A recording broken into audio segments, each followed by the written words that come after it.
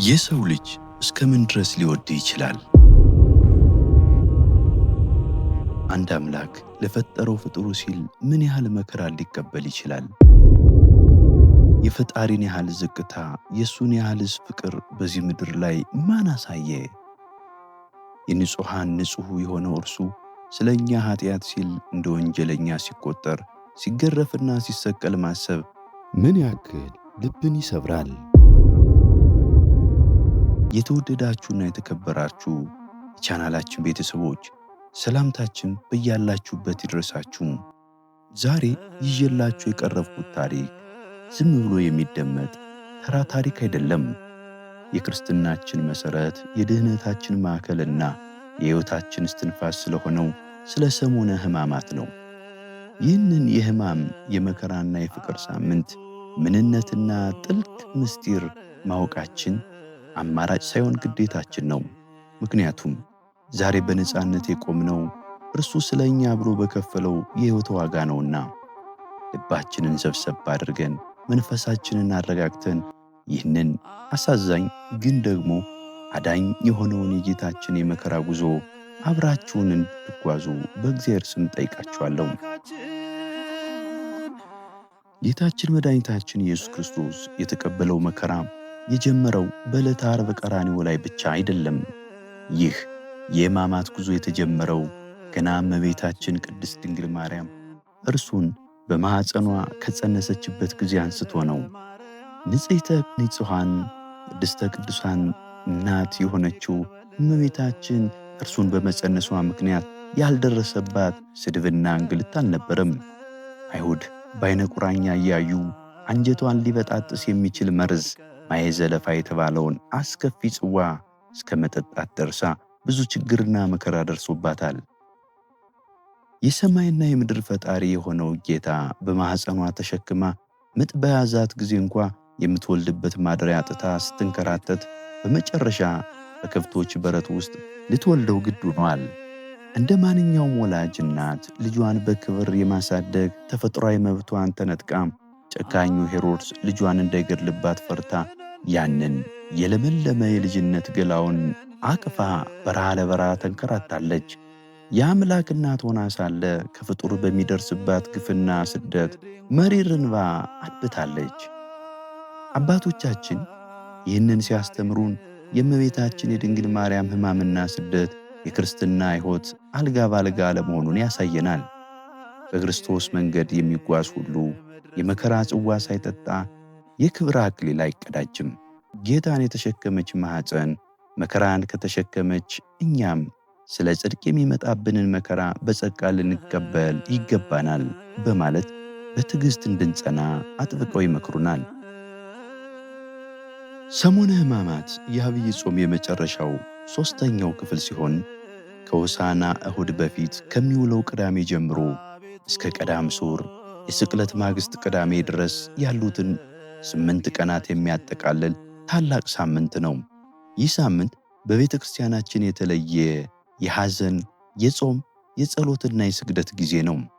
በዚህ ሳምንት ውስጥ የምናስበው ትልቁ ምስጢር አዳም ሕግ ተላልፎ በድሎ ከገነት ከተባረረበት ጊዜ ጀምሮ ነቢያት ስለ ክርስቶስ መምጣት ትንቢት እስከተናገሩበት በመጨረሻም ሊቀ መላእክት ቅዱስ ገብርኤል ድንግል ማርያምን እነሆ ትጸንሻለሽ ብሎ እስካበሰራት ጊዜ አንስቶ ጌታችን በመስቀል ላይ መከራ እስከተቀበለበት ጊዜ ድረስ ያለውን ረጅም የሰው ልጅ የውድቀትና የድነት ታሪክ ነው።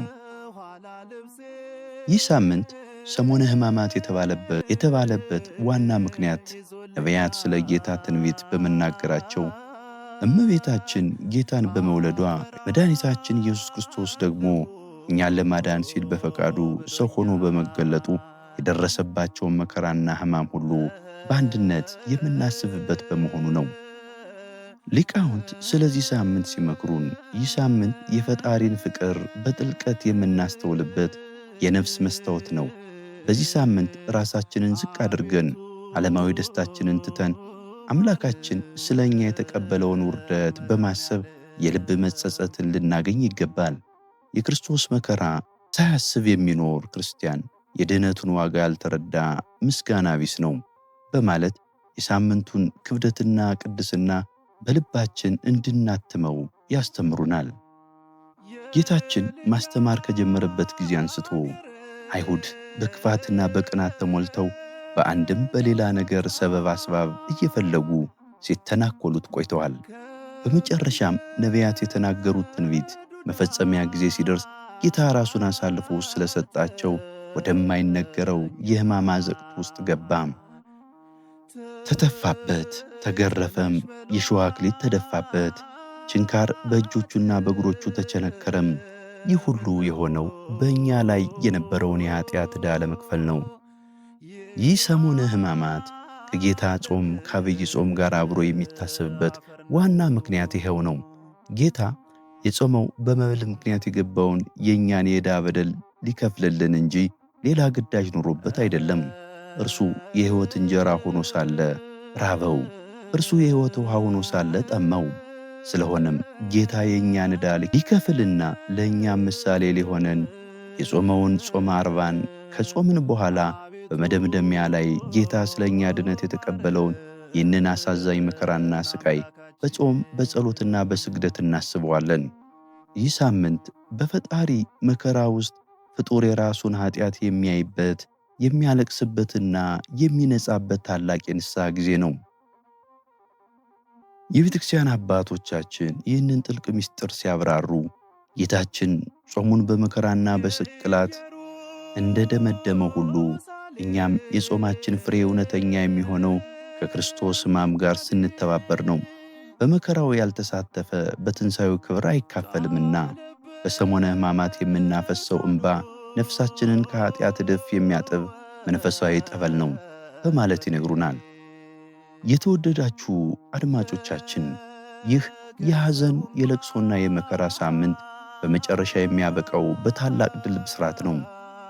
በሕማማቱ የፈሰሰው የክርስቶስ ደም የዓለም ኃጢአት አጥቧል። ስቅለቱና ሞቱ ሞታችንን ሽሮታል።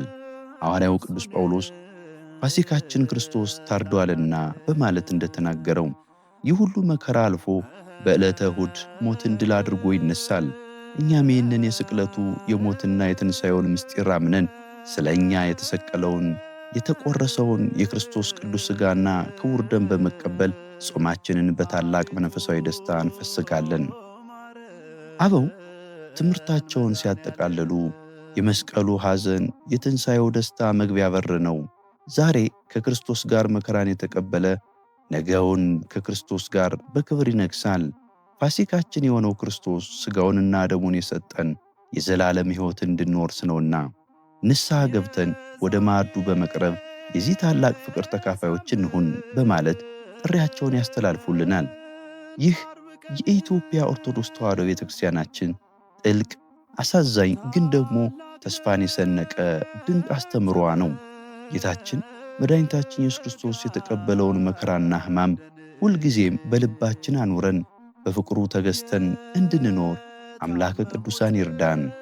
ወስብሐት ለእግዚአብሔር ወለወላዲቱ ድንግል ወለመስቀሉ ክቡር። ይቆየን። አሜን።